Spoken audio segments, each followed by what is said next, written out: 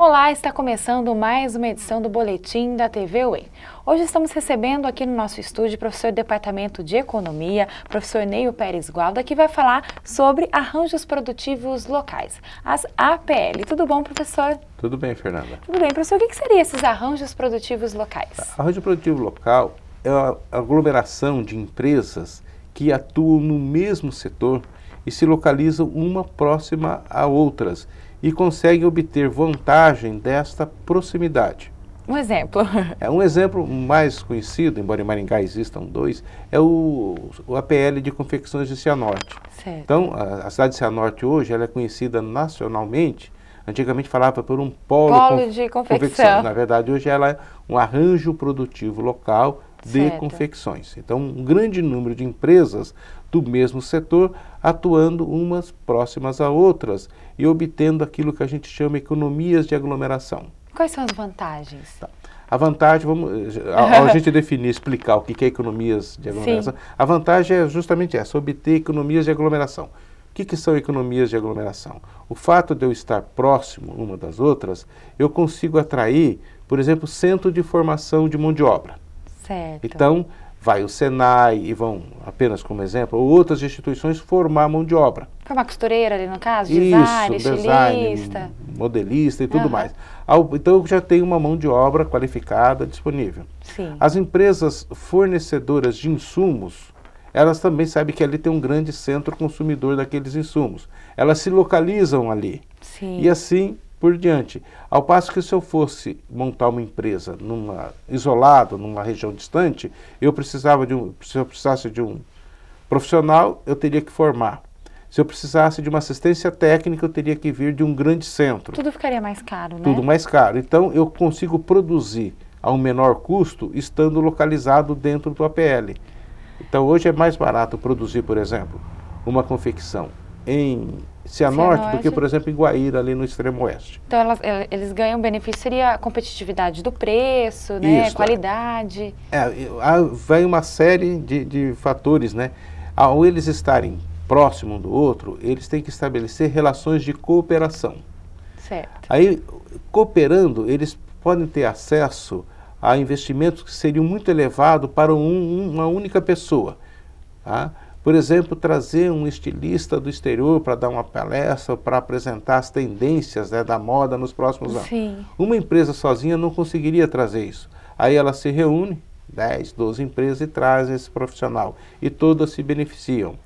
Pode haver também máquinas, né, ou software caríssimos, que uma pequena empresa, outra característica do APL, são pequenas empresas.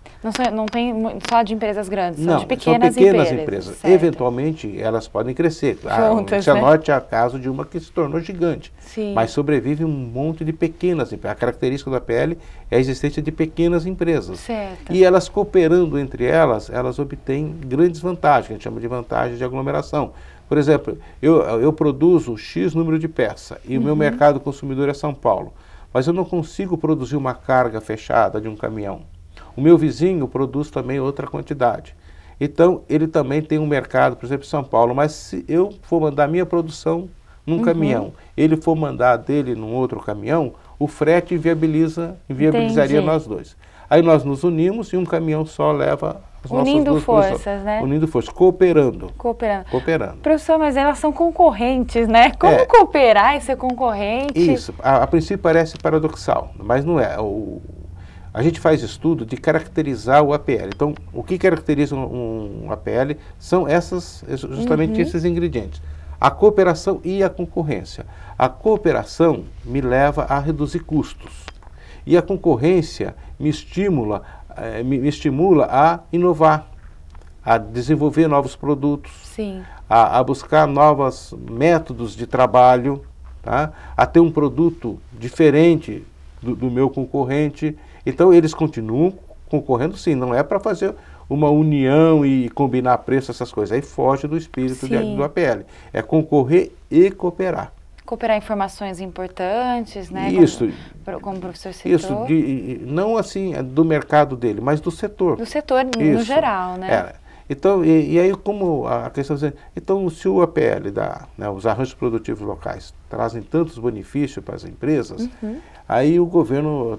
E as políticas públicas, né? Sim. De estimular. O governo do Paraná até criou, né, uma rede APL Paraná, e tem algumas iniciativas nesse sentido, mas não dá para criar, através de ações do governo, de políticas públicas, não dá para criar um APL. Não dá para forçar. Não dá para forçar. Não. O APL, a gente disse, ele surge de um acidente histórico.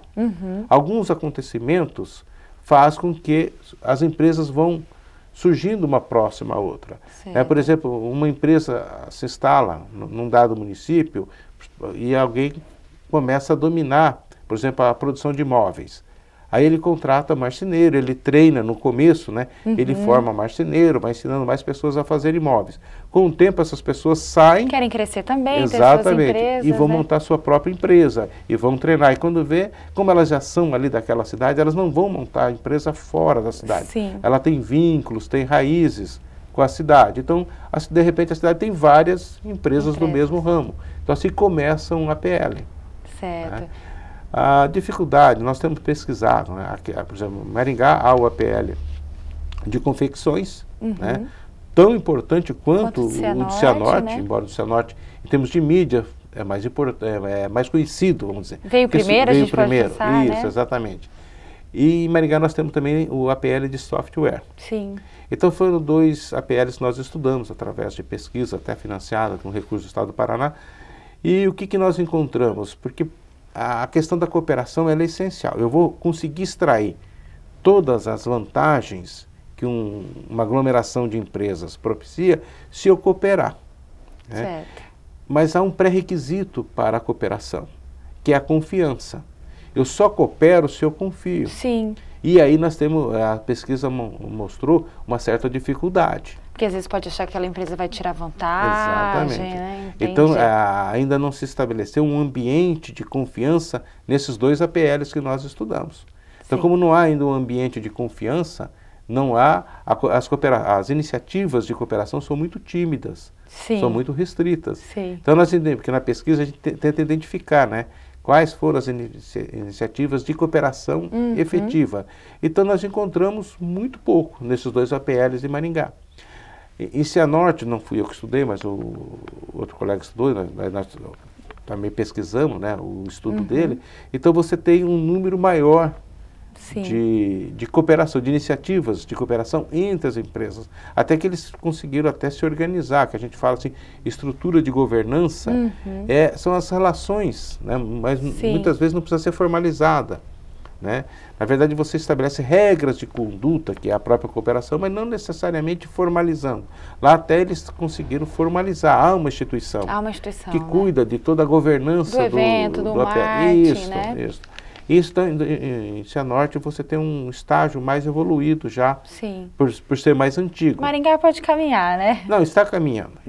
Maringá, nesse sentido, tem o sindicato, né, o Sindivest, que faz um trabalho excelente, né? Excelente, em busca do fortalecimento do APL de Maringá. Certo. Então o professor é a favor das APLs? Sim, bastante a favor. Os governos já perceberam, né? Porque a questão antigamente se falava o município, qual é a vocação do município? Né?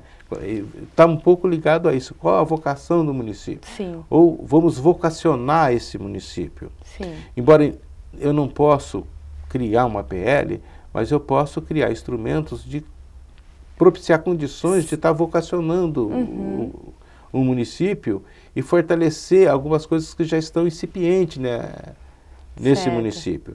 Então, é uma boa estratégia de desenvolvimento regional, de desenvolvimento local, a constituição de arranjos produtivos locais. Tá certo, professor. Muito interessante esse assunto também. E saber que a união dessas empresas acabam, né, por sustentar todas, né, fazer com que todas estejam presentes no mercado de trabalho, né? E é uma alternativa para os pequenos municípios. Sim. Né? Aqui no Paraná nós temos vários exemplos de municípios muito pequenos.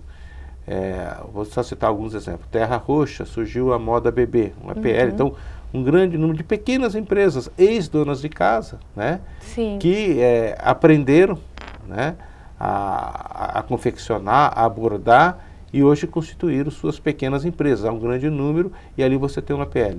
Em Apucarana, nós temos o APL dos bonés. É isso que eu ia falar, a cidade dos bonés. A cidade dos bonés. Então vão sendo Cada um vai conhecidos. surgindo as suas características, Isso. né? Então nós temos vários exemplos no Paraná, são mais de 30 APLs no Paraná, a maioria deles em cidades pequenas. Né? E com uma boa alternativa de desenvolvimento local. Tá certo, professor. Muito obrigado pela sua entrevista. Eu que agradeço a oportunidade.